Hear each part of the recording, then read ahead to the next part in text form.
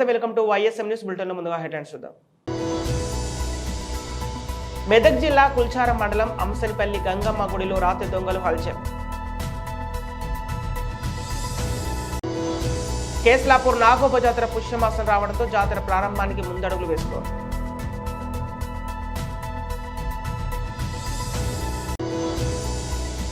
శ్రీ నాదేండ్ల భానుకర్ ప్రసంగం, కాకర్లముడిలో పార్టీ జెండా ఆవిష్కరణ కార్యక్రమం. మెదక్ జిల్లా కుల్చారం మండలం అంశనిపల్లి గంగమ్మ గుడిలో రాత్రి దొంగలు హల్చల్ చేశారు. అబ్బవారికి ఉన్న విలువైన బంగారు ఆభరణాలతో పాటు హుండీలో ఉన్న నగదును ఎత్తుకెళ్లారు. హుండీలో ఉన్న దాదాపుగా ₹1,00,000 నగదు, అమ్మవారి బంగారు ముఖ్యలు, వెండి కన్నులు ఎత్తుకెళ్లారని గ్రామస్తులు తెలిపారు. ఇక కొల్చారం ఎస్ఐ గౌస్ తన సిబ్బందితో సంఘటన స్థలాన్ని చేరుకొని విచారణ చేస్తున్నారు.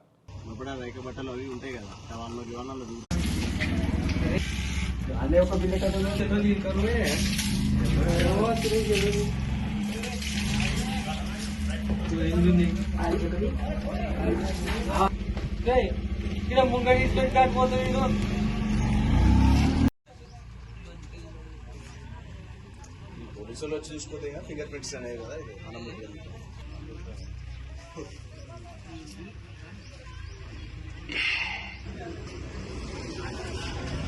గ్రామంలో గంగమ్మ టెంపుల్ దగ్గర, ముద్రా సంఘమైనటువంటి గంగమ్మ టెంపుల్ దగ్గర దొంగలు చోటు జరిగింది. దాంతోపాటు దాంట్లో ఉన్నటువంటి గత ఏడాది నుంచి ఉన్నటువంటి ముక్కు ఆభరణాలు, బంగారు ఆభరణాలు, 2 ముక్కు పుడకలు బంగారి, దాంతోపాటు గత ఏడాది నుంచి గతంలో ఉన్నటువంటి ఆభరణాలు అన్నీ కూడా దాంట్లోనే ఉండేను. గల్ల కూడా పలగొట్టారు. దాంతోపాటు దాంట్లో కూడా ఏడాది నుంచి ఉన్నటువంటి లక్ష అమౌంట్ కూడా అక్కడనే ఉండే, దాన్ని కూడా తీయలేదు. అవన్నీ కూడా చోటు చేయడం జరిగింది. దీనికోసము పోలీసు వాళ్ళు కానీ ఒక చర్య తీసుకోవాల్సిన అవసరం ఉంటుందని విజ్ఞప్తి చేస్తున్నాం. ఆదిలాబాద్ జిల్లా ఇంద్రవెల్లి మండలం కేస్లాపూర్ నాగోబ జాతర పుష్యమాసం రావడంతో జాతర ప్రారంభానికి ముందడుగులు వేస్తోంది. జాతర ఏర్పాట్ల కోసం నాగోబ ప్రత్యేక పూజల కోసం ముస్లిం వంశీయులు సన్నద్ధమవుతున్నారు.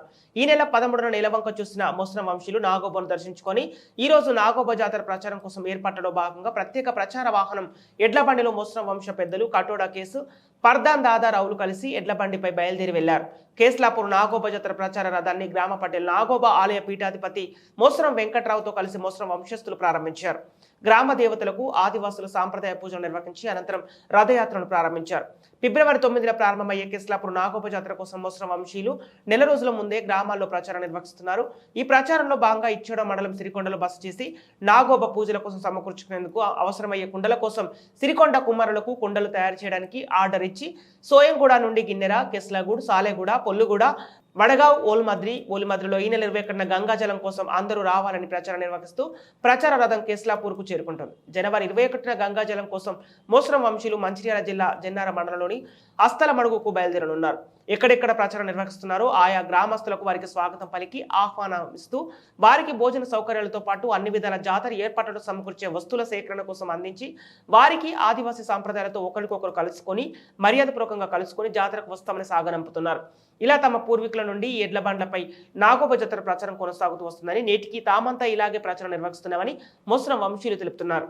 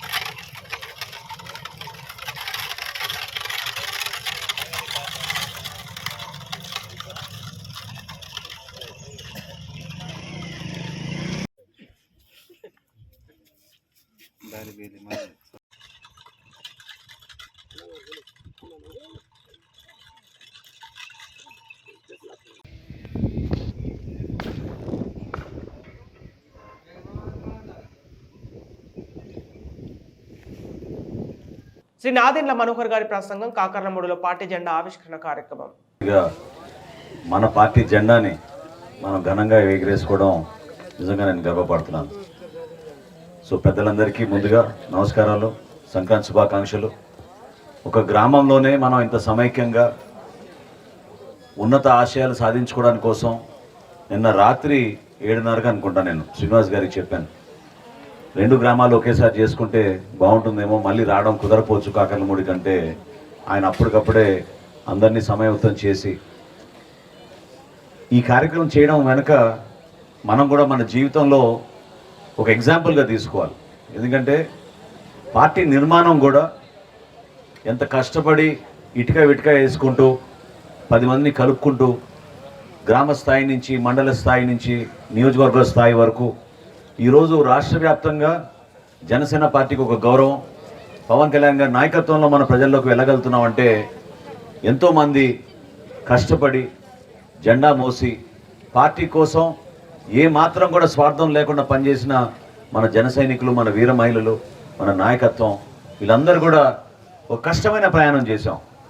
ఎందుకంటే పార్టీ నిర్మాణం ఎప్పుడు కూడా ఒక ఎలక్షన్ తోటో ఒక రోజులోనో ఒక సంవత్సరంలోనో పూర్తి అవ్వదు. పార్టీ నిర్మాణం చాలా కష్టమైన ప్రక్రియ. 2014లో పవన్ కళ్యాణ్ గారు పార్టీ స్థాపించినప్పుడు ఆ రోజున్న పరిస్థితులు, రాజకీయంగా ఎవరు కూడా అటువంటి పరిస్థితుల్లోకి పార్టీ పెట్టాలని అనుకోరు. రాష్ట్ర విభజన జరిగింది, సమైక్య రాష్ట్రంగా మనం ఉన్నప్పుడు ఆ రోజులు ఉన్న పరిస్థితులు వేరు. రాష్ట్ర విభజన జరిగిన తర్వాత తెలంగాణ నుంచి విడిపోయి కనీసం ఒక రాజధాని లేని రాష్ట్రంగా మనం కష్టపడి ముందుకెళ్తుంటే తెలుగు ప్రజల గురించి ఆలోచించి, ఎందుకు మన ప్రాంత ప్రజల గురించి ఎవరు ఆలోచించడం లేదనే ఆవేదనతోటి పవన్ కళ్యాణ్ గారు ఆ రోజున జనసేన పార్టీ స్థాపించారు. ప్రతి సందర్భంలో కూడా ఎన్నికలు వచ్చినప్పుడు ధైర్యంగా నిలబడింది మన జన సైనికులు, మన వీర మహిళలు. ఎందుకంటే ప్రజాస్వామ్యబద్ధంగా జరగాల్సిన ఎన్నికల్లో కూడా స్థానిక సంస్థల్లో ఎవరు కూడా ముందుకు రాని పరిస్థితుల్లో ఆ రోజున జెడ్పీటీసీలు గాను, ఎంపీటీసీలు గాను, సర్పంచులు గాను, మహిళలు ప్రత్యేకంగా పవన్ కళ్యాణ్ గారి పిలుపు మేరకు చాలా అద్భుతంగా ముందుకు వచ్చి నిలబడ్డారు. అప్పుడు జెడ్పీటీసీగా మన అనురాధ గారు కూడా నిలబడ్డారు మన పార్టీ తరఫున. ఏ కార్యక్రమం చేసినా కూడా ఒక అంకిత భావంతో. కొద్దిసేపు మీరు మాట్లాడకుండా ఉంటే నేను ఉపన్యాసం చెప్పగలుగుతాను, అది మీరు బిజీగా ఉన్నారంటే కాదు కదా, డిస్టర్బ్ అవుతూ ఉంటుంది కదా, అందుకే నేను రిక్వెస్ట్ చేస్తాను. సో మీరందరూ కూడా ఆలోచించాల్సింది ఏంటంటే, ఒక ఎలక్షన్ వలన మార్పు రాదని మీరు అనుకుంటే చాలా పొరపాటు. ఎందుకంటే ఇదే జగన్మోహన్ రెడ్డి గారు గ్రామాలన్నీ కూడా పర్యటించి ఒక్క ఛాన్స్ అని చెప్పి ముద్దులు పెట్టుకుంటూ తిరిగి ఏ విధంగా మన రాష్ట్రానికి ఈరోజు అంధకారంలో నెట్టారో మీకు అందరికీ తెలుసు. వాస్తవంగా ఆంధ్రప్రదేశ్లో ఈ రోజున సుమారు 12 లక్షల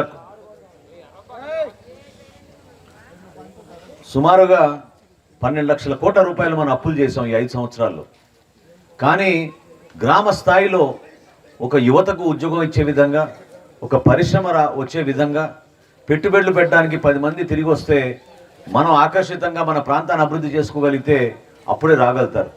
చందు శ్రీనివాస్ గారు ఇప్పుడే చెప్పారు మీకు, ఇతర దేశాల్లో ప్రధానంగా వాళ్ళు చూసేది ఏంటంటే, ఒక పట్టణానికి వెళ్ళి మనం నివసించాలి, ఒక గ్రామానికి వెళ్ళి మనం ఉండాలంటే రోడ్ల సౌకర్యం ఉందా, మంచినీటి సరఫరా ఉందా, అక్కడ మనకి కావాల్సిన సరుకులన్నీ దొరుకుతాయా, ఇటువంటివి ఆలోచిస్తారు. అసలు మన దగ్గర మన గ్రామీణ ప్రాంతాల్లో ఇప్పుడు ఇందాక కాకర్లమూడికి వచ్చే రహదారి ఏ విధంగా మారిపోయిందో మీరే చూశారు. ఈ రోజున తెనాలికి వెళ్ళాలంటే మనం చక్రాయపాలెం మీదుగా బురిపాలెంకి ఎన్ని గుంటలు మనం చూస్తున్నామో, ఎన్ని ఇబ్బందికరమైన ప్రయాణం చేస్తున్నామో మీకు తెలుసు. ఎక్కడైనా పాపం టూ వీలర్ పైన బైకుల మీద మన యువత హడావడిగా కొంచెం స్పీడ్కి వెళ్ళినా కూడా ప్రమాదం జరిగే పరిస్థితి. పెదరావూరు నుంచి నందివెలు వరకు 4 లేన్ల రహదారి ఆ రోజు నేను ప్రారంభించినప్పుడు ఎక్కడ చూసినా కూడా చిన్న వయసులో ఉన్న యువకులు పాపం బైక్ యాక్సిడెంట్లో చనిపోతూ ఉండేవాళ్ళు. అది ఈ రోజుకి కూడా చాలా ప్రాంతాల్లో కొనసాగుతూ ఉంది. ఒకసారి మీరు ఆలోచించండి, బటన్ నొక్కానంటే ఎంతమందికి బటన్ నొక్కగలిగాడు చెప్పండి, ఎంతమంది జీవితాల్లో మార్పు వచ్చింది చెప్పండి. మీరు ఆలోచించండి. సంక్షేమం ఒక ప్రభుత్వం యొక్క బాధ్యత. పేదరికంలో ఉన్న ప్రతి ఒక్కరిని ఆదుకోవాల్సిన రాజ్యాంగంలో ఇచ్చిన మన హక్కు అది. ఎవరున్నా సరే ప్రభుత్వంలో సంక్షేమం కోసం డబ్బులు వెచ్చించాలి. పేదలకి, మహిళలకి, వితంతులకి, వృద్ధులకి వాళ్ళ జీవితాలు బాగుండేటట్టు ప్రభుత్వం డబ్బులు ఖర్చు పెట్టి పెన్షన్లు ఇవ్వాల్సిందే. అదేవిధంగా పిల్లలు చదువుకుంటున్నప్పుడు వాళ్ళకి ఉచితంగా వాళ్ళకి విద్యా అవకాశాలు ఇవ్వాల్సిందే. కొంతమందికి స్కాలర్షిప్లు ఇవ్వాలి, వాళ్ళకు ఉన్నత చదువులు వెళ్ళడానికి వాళ్ళకి సహాయం అందించాలి. అదేవిధంగా సంక్షేమం చేసినప్పుడు అభివృద్ధి కార్యక్రమాలు కూడా 100% చేయాలి. ప్రతి ఒక్కరికి కుళాయి ద్వారా మంచినీటి సౌకర్యం అందించాలి. ప్రతి ఒక్కరికి ఆ గ్రామంలో ఉన్న పరిస్థితులను ఆధారం చేసుకుని అక్కడ మనం రోడ్లు వేయాలి, కనీస వసతులు కల్పించాలి. ఈ రోజున పంచాయతీకి రావాల్సిన నిధులు కూడా దుర్మార్గంగా రాత్రి వేల కోట్ల రూపాయలు ఈ ప్రభుత్వం దారి మళ్లించేస్తోంది. ఎక్కడ చూసినా కూడా పాపం గ్రామీణ ప్రాంతాల్లో ఇబ్బంది పడుతున్నారు. లైట్లు వేయాలంటే సర్పంచ్ గారు సొంత డబ్బుల్లోంచి ఆయన ఇంట్లో తీసుకొచ్చి లైట్లు వేయాల్సి వచ్చే పరిస్థితి. దయచేసి మీరందరూ కూడా, ఎన్నికలు కేవలం 2 నెలల దూరమే ఉంది. ఈ 70-80 రోజుల్లో మీరందరూ కూడా బలంగా ఒక మంచి నిర్ణయం తీసుకోండి. ఎందుకు పవన్ కళ్యాణ్ గారు ఈ రోజున జనసేన పార్టీ, తెలుగుదేశం పార్టీ కలిసి ఉమ్మడిగా ప్రజల్లోకి వెళ్ళాలని నిర్ణయించుకున్నాం? కారణం ఏంటి? ఎందుకంటే మన రాష్ట్రాన్ని అంధకారంలో నెట్టేసి కనీసం పట్టించుకునే నాదుడు లేకపోతే ప్రజలు ఇబ్బంది పడుతున్నారు. అసలు ఎక్కడైనా మీరు స్థానిక జగన్ అవినీతి పాలనకు భోగితో విముక్తి కలగాలని మాజీ MLA TDP Madanapalle incharge Dommalapati Ramesh అన్నారు. ఆదివారం మదనపల్లిలోని పార్టీ కార్యాలయంలో ఏర్పాటు చేసిన భోగి మంటల్లో జగన్ పాలనలో జరుగుతున్న అవినీతి పోస్టులను భోగి మంటల్లో వేసి రానున్న రోజుల్లో రాష్ట్రం సుభిక్షంగా ఉండాలని కోరారు. వచ్చే సంవత్సరం భోగి పండుగ నాటికి రాష్ట్ర రైతాంగము మరియు ప్రజలందరూ సుభిక్షంగా ఉండాలని ఆకాంక్షించారు. ఈ కార్యక్రమంలో రాజంపేట అధికార ప్రతినిధి ఆర్జే వెంకటేష్, విద్యాసాగర్ మరియు కార్యకర్తలు పాల్గొన్నారు.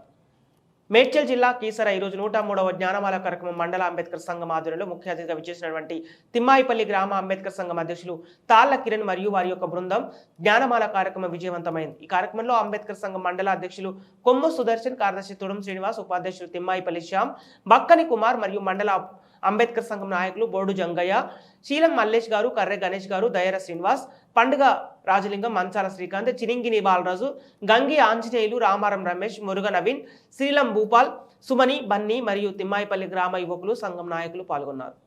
అంబేద్కర్ ఆశయాలు సాధిద్దాం, అంబేద్కర్ ఆశయాలు సాధిద్దాం. జై భీమ్.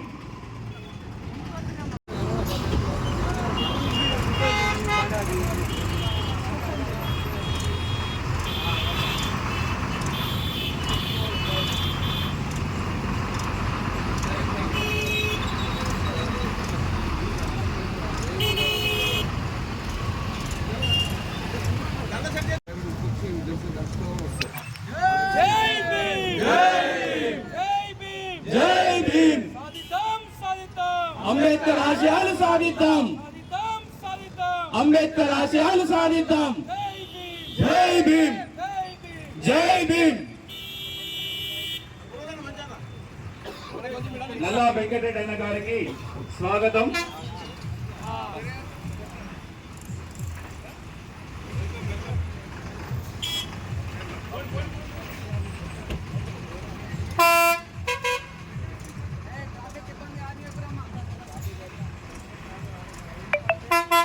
పల్నాడు జిల్లా వెల్దుర్తి మండలం చిరిగిరిపాడులో గిరిజన ఆశ్రమ పాఠశాలలో పీఎంజన్ కార్యక్రమంలో పాల్గొన్న జిల్లా కలెక్టర్ శివశంకర్ లోతేటి. పల్నాడు జిల్లా వెల్దుర్తి మండలం శివగిరిపాడులోని గిరిజన ఆశ్రమ పాఠశాలలో పీఎంజన్ మన్ కార్యక్రమంలో పల్నాడు జిల్లా collector Sivasankar Lotheti, trainee collector Kalpashri, ITDA అధికారులు, జిల్లా గిరిజన సంక్షేమాధికారి డిఎంహెచ్ఐ, డిఈఓ, గ్రామీణ నీటిపారుదల సరఫరాల అధికారి, వ్యవసాయ అధికారి, సచివాలయ సిబ్బంది, ఉపాధ్యాయులు, విద్యార్థులు తదితరులు పాల్గొన్నారు. तो ये आप सबके आशीर्वाद से ऐसा सौभाग्य मिलता है. इन दिनों ये जब इतना बड़ा काम है, आपने इतना बड़ा मुझे दायित्व दिया है, तो मैंने भी 11 दिन व्रत अनुष्ठान का एक संकल्प किया हुआ है।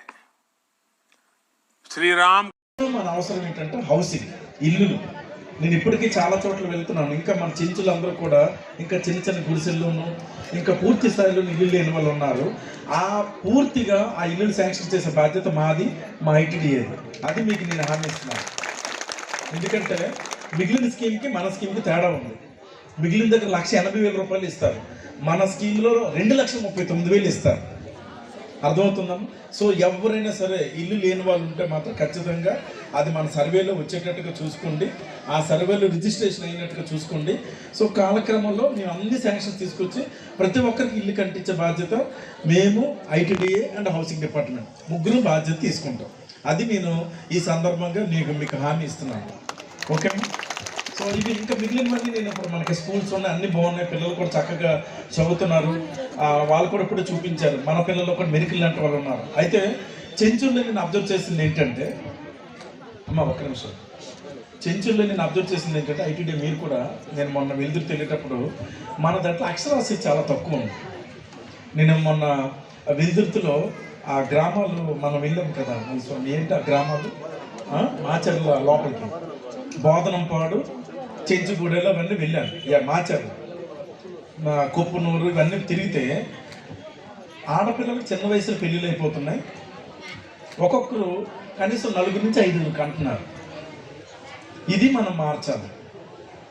అర్థమవుతుందమ్మా? అంటే ఇప్పుడు మనకి ఆర్థిక పరంగా కూడా మనం ఆలోచిస్తే ఇంతమందిని ఏమీ ఆధారం లేకుండా, ఒక పూర్తిగా వ్యవసాయం లేకుండా, లేకపోతే ఒక చిన్న ఉద్యోగం కూడా లేకుండా ఇంతమంది కుటుంబ సభ్యులను పోషించడం ఎవరి తరమో కాదు. కాకపోతే ఏంటంటే అవగాహన లేకపోతే పిల్లలు ఒక ఆస్తిలాగా భావించో మరి ఏంటో తెలియదు.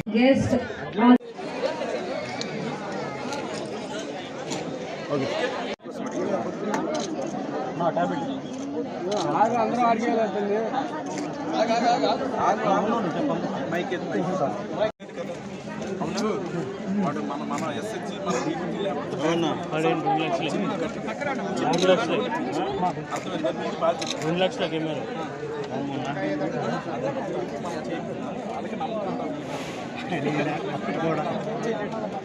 అది డబ్బులు కావాలా, నీకైతే సీఎం మళ్ళీ వస్తారు కదా, అప్పుడు నాకు పిలిపించి సీఎం గారు ఎంత కొంత ఆర్టీసీ చేస్తాను. అర్థమైందా భాష? పల్నాడు జిల్లా రాజుపాల మండలంలోని కోటనెమలిపురి గ్రామంలో వెన్నరామిరెడ్డి ఆధ్వర్యంలో సత్తెనపల్లి నియోజకవర్గ స్థానిక వైసీపీ నాయకులు కార్యకర్తలు అసమ్మతి వ్యక్తం చేస్తూ మీడియా సమావేశం ఏర్పాటు చేశారు. ఈ సమావేశంలో వెన్నరామిరెడ్డి మాట్లాడుతూ రానున్న స్థానిక ఎన్నికల్లో సత్తెనపల్లి నియోజకవర్గ టికెట్ను అంబటి ఇచ్చే ముందు అధిష్టానం మరొకసారి పునఃపరిశీలన చేయాలని రాష్ట్ర ముఖ్యమంత్రికి మేము విన్నవించుకునేది ఒక్కటే, ప్రజలు కార్యకర్తలు అవసరం లేని అంబటి రాంబాబు మాకు అవసరం లేదని, పార్టీ కోసం అంబటి ఏమన్నా కష్టపడి ఉంటే అధిష్టానం ఆలోచించి తమ దగ్గర ఉంచుకోండి, కానీ మా సత్తెనపల్లి టికెట్ ఇచ్చి మా నెత్తిపై రుద్దొద్దని ఆవేదన వ్యక్తం చేస్తున్నారు. వినిపిస్తుంది. ఇప్పుడు ఇక్కడ ఉన్న అందరము కాన్స్టిట్యున్సీలో అన్ని కులాలకు సంబంధించిన వాళ్ళు ఉన్నాము, అన్ని పదవులు ఉన్న వాళ్ళు ఉన్నాము, కార్యకర్తలు ఉన్నాము, అందరం ఉన్నాము. మా అభిప్రాయం, మా ఎక్స్పీరియన్స్ ఎమ్మెల్యే గారి గురించి మేము చెప్పదలుచుకున్నాము. మేమైతే ఎట్టి పరిస్థితుల్లో జనాలు అవసరం లేనటువంటి ఎమ్మెల్యేగా ఎవరైనా సరే మాకు అక్కర్లేదని మేము మీకు విన్నవిస్తున్నాము. దానికి ఎగ్జాంపుల్ నేనే చెప్తాను. మాది కోటనెమలిపురి గ్రామం. మా గ్రామం మాకు తెలిసినప్పటి నుంచి ఎప్పుడూ కాంగ్రెస్, తర్వాత వైఎస్ఆర్సీపీ కాన్స్టిట్యున్సీలోనే వన్ సైడ్ ఎలక్షన్ జరిగింది. ఎమ్మెల్యేగా అంబటి రాంబాబు గారు గెలిచిన తర్వాత ఫస్ట్ అతను చేసిన పని మా ఊరిని మాకు ఎవరిని అడగకుండా మైనింగ్ కోసం బైఫర్కేషన్ చేసేశారు. ఊరి మొత్తాన్ని సపరేట్ చేసేసి ఆయనకి ఎంతవరకు మైనింగ్ ఏరియా కావాలో దాని బట్టికి పూర్తిగా సపరేట్ చేసి ఈవెన్ బరియల్ గ్రౌండ్స్, ఈవెన్ మా ఊరికి శ్మశానాలు కూడా లేకుండా ఆయన సపరేట్ చేసి మమ్మల్ని చాలా ఇబ్బంది పెట్టాడు. తెలుగుదేశం వాళ్ళు పెట్టినా కూడా మేము బాధపడే వాళ్ళం కాదు, ఎందుకంటే మా ఊరి నుంచి ఎప్పుడూ వాళ్ళకి మెజారిటీ కానీ ఓట్లు కానీ ఎక్కువ లేవు. మేము అందరం ఎంతో కష్టపడి పార్టీ మాది, జగన్మోహన్ రెడ్డి గారిని గెలిపించుకోవాలి, ఎమ్మెల్యే ఎవరైనా సరే అని చెప్పి మేము చాలా కష్టపడి తిరిగి చేసాము. మేము ఆయనకి పర్సనల్గా కానీ మా వ్యక్తిగతంగా మేమేమి కోరికలు కోరింది ఏం లేదు. చేసిన తర్వాత మేము వెళ్ళి ఆయనకి చెప్తే ఇది తప్పండి, మా ఊరు బరియల్ గ్రౌండ్స్ కూడా లేవు అంటే, ఏదైనా పారం పోకుంటే చూసుకోండి అన్నాడే కానీ నేను మళ్ళీ మాట్లాడతానని కూడా చేయలేదు. మేము లాస్ట్ ఈ 4 సంవత్సరాల నుంచి కూడా ప్రతి విషయంలో మా ఊరికి జరిగిన అన్యాయం గురించి ఆయనకి ఎన్నోసార్లు విన్నవించాము. ఒక్క న్యాయం కూడా మాకు జరగలేదు. చివరికి మేము హైకోర్టుకి వెళ్ళి ప్రతి దాని మీద స్టే తెచ్చుకోవాల్సిన పరిస్థితి వచ్చింది. మాకు అర్థమైంది, గ్రామస్తులుగా మాకు అర్థమైంది ఏంటంటే అంబటి రాంబాబు గారికి జనాలు అవసరం లేదు, పార్టీ అవసరం లేదు. ఆయనకి మీకేమన్నా పార్టీకి మీకు ఆయన అవసరం ఉంటే మీరు ఏ పదవులైనా ఇవ్వండి, మీ పార్టీలో ఎక్కడైనా పెట్టుకోండి, మన పార్టీలో తప్పులేదు. కానీ జనాలు అవసరం లేని లీడర్ని మా మీద రుద్దితే మేమందరం తాడేపల్లి రాలేము, జగన్మోహన్ రెడ్డి గారిని కలవలేము, మా సమస్యలు చెప్పుకోలేము. ఉన్న లోకల్ ఎమ్మెల్యేగా ఆయన దగ్గరికి వెళ్తే మాకు సమాధానం ఇచ్చే పరిస్థితి లేదు, ఆఫీసులోకి రానిచ్చే పరిస్థితి లేదు. ఇలాంటి వాళ్ళకి మీరు ఎమ్మెల్యే టికెట్ ఇచ్చి మళ్ళీ మళ్ళీ మా మీద రుద్దాలనుకుంటే మేమైతే ఆయనకు చేసే ఉద్దేశం అయితే మాకు లేదు. మీకు ఎన్నో ఇవి రిపోర్ట్లు కూడా వచ్చి ఉండొచ్చు, ఐపాక్ వాళ్ళే కానివ్వండి, మిగతా వాళ్ళే కానివ్వండి, ఇంటెలిజెన్సీ కానీ వచ్చి ఉండొచ్చు. మీకు ఏదన్నా పార్టీలో ఆయన ఉండాలి కావాలి అని అనుకుంటే మీరు పార్టీ పరంగా మీరు ఏమైనా చేసుకోండి. కానీ మాకు అనునిత్యం మా జనాలకు అందుబాటులో ఉండే లీడర్ మాకు కావాలి. మాకు ఎవరైనా పర్వాలేదు, మీరు ఎవరిని నిర్ణయించినా మేము చేయడానికి రెడీగా ఉన్నాం. కానీ అంబటి రాంబాబు గారిని మాత్రం దయచేసి మా నెత్తిని రుద్దొద్దని మేము విన్నవించుకుంటున్నాం. తెలంగాణ ముఖ్యమంత్రిగా బాధ్యతలు స్వీకరించిన తర్వాత రేవంత్ రెడ్డి తొలి విదేశీ పర్యటనలో ఉన్నారు. రాష్ట్రానికి పెద్ద మొత్తంలో పెట్టుబడులను ఆకర్షించడమే లక్ష్యంగా స్విట్జర్లాండ్లోని దావోస్ వేదికగా జరుగుతున్న వరల్డ్ ఎకనామిక్ ఫోరం సదస్సుకు హాజరయ్యారు. సోమవారమే దావోస్కు చేరుకున్న ఆయన బిజీగా గడుపుతున్నారు. ఈ క్రమంలో వరల్డ్ ఎకనామిక్ ఫోరం సదస్సు అధ్యక్షుడు బోర్గే బ్రెండేతో సోమవారం సమావేశమయ్యారు. ఇందుకు సంబంధించిన ఫోటోని ఎక్స్ వేదికగా రేవంత్ షేర్ చేశారు. మనుషుల జీవన శైలి పరిస్థితులను మరింత మెరుగ్గా సుసంపన్నంగా మెరుగుపరిచేందుకు ప్రభుత్వాలు, వాణిజ్య సంస్థలు, ఇతర భాగస్వాములు ఏ విధంగా ఉమ్మడిగా పనిచేయగలవనే అంశంపై చర్చించినట్లు రేవంత్ వెల్లడించారు. మరోవైపు ఇథియోపియా డిప్యూటీ ప్రధానమంత్రి డెమెకోప్ ఓసన్ను కూడా కలిసికట్టుగా సీఎం తెలిపారు. ఇక ఇందుకు సంబంధించిన ఫోటోలను ఆయన పంచుకున్నారు. దావోస్ పర్యటనలో సీఎం రేవంత్ వెంట మంత్రి దుద్దిల శ్రీధర్ బాబు, పలువురు అధికారులు ఉన్నారు. ఆదివారం రాత్రి 7 గంటల సమయంలో రేవంత్ రెడ్డి జ్యూరిచ్ ఎయిర్పోర్టుకు చేరుకున్నారు. జ్యూరిచ్ నుంచి రోడ్డు మార్గంలో దావోస్కు చేరారు. ఇదిలా ఉంటే సీఎం రేవంత్ రెడ్డి సూటుబూటు ధరించి ఆకర్షించారు. బులెటిన్ ముగించే ముందు హెడ్లైన్స్ మరోసారి. మెదక్ జిల్లా కుల్చారం మండలం అంశంపల్లి గంగమ్మ గుడిలో రాత్రి దొంగలు హల్చల్. కేస్లాపూర్ నాగోబ జాతర పుష్యమాసం రావడంతో జాతర ప్రారంభానికి ముందడుగులు వేస్తోంది.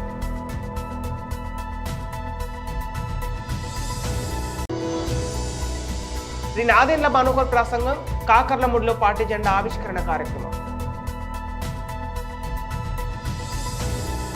ఇవి ఈనాటి వార్తలు. మరో బులెటిన్తో మళ్ళీ కలుద్దాం.